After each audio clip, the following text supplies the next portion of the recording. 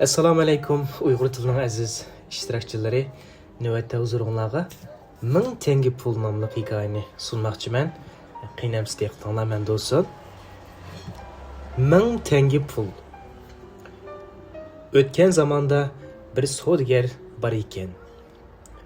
Kunlarning birida u ikki hamroyi bilan yaqin yurtlarga qarab savdo ishlari bilan yurib ketibdi.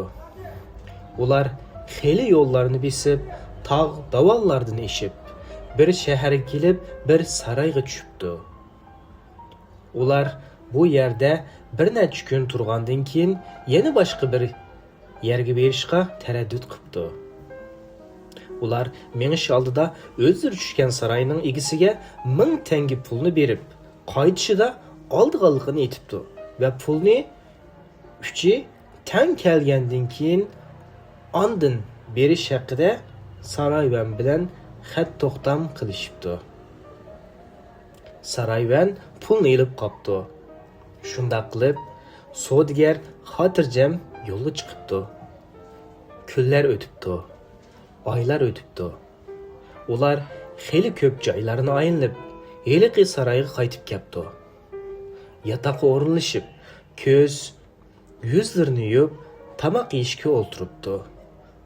Tamoq yeyilayotganda ularning ishidan beri fursatni g'animat bilib, g'ibbil chiqib saroyvanning uyiga kiribdi-da, saroyvanga: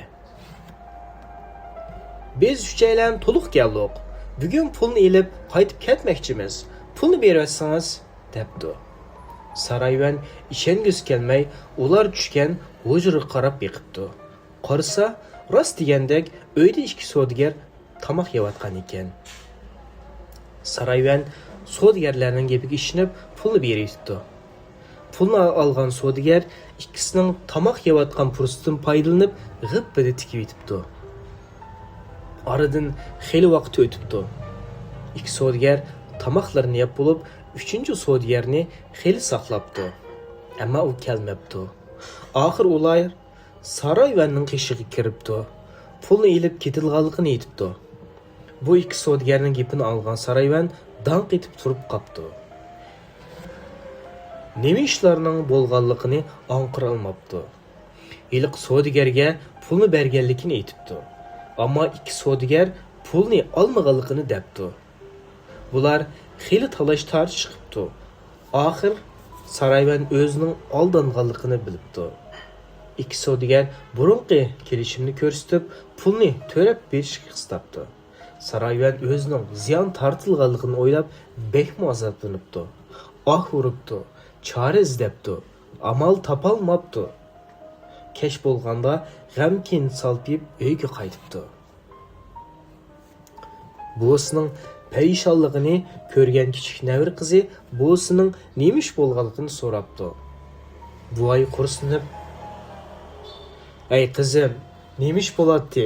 Beshimga kun tushdi. Bir kazob meni aldab ketdi. Endi men 1000 tenge ziyon tortirgan bo'ldim. Qeyrganda bu ish menga og'ir kelyotdi. Beshim qotdi. Buningga nima chora? Qo'lda isbot xat tursa, amal qilish mumkinmi?" debdi. Qiz: "Nima ish ekanligini men bilib baqsam bo'larmi? Sizni kazob qanday aldab ketdi?" debdi. Saroyvan bo'lgan ishlarning hammasini navri qiziga deb beribdi. Qiz buvisining gapini anglab: "G'am qilmang buva. Bu oson ish ekan-ku. Siz mundaq qiling" deb maslahat beribdi. Qizning javobi saroyvanni shodlantirib yetibdi. Ko'nglidan g'am tumanlari tarqilibdi. Dili navri qizdan so'yinibdi. Kechini xotirjam uyqu bilan o'tkazibdi. Ertasi saroyvan ikki savdogarga navri qizi ko'rsatgan aql bo'yicha javob beribdi. Saroyvanning gapini anglagan ikki savdogar tili tutilib g'ing qilolmabdi. Boshlari sangilab o'z yo'liga ravon bo'libdi. Saroyvanning chechan navrisi uningga qanday aql ko'rsatdi deb beralamsiz? Javobi saroyvanning navrisi: "Biz xat to'xtam bo'yicha ish qilaylik. Pulni 3 kishi teng kelganda to'layman" debdi. Sarayvanning navrisi ko'rsatgan aql bo'yicha bu gapni qilgan. Ikki savdogarning tili tutilib, qechib ketgan, iliq birini tepish kelish uchun safarga atlangan.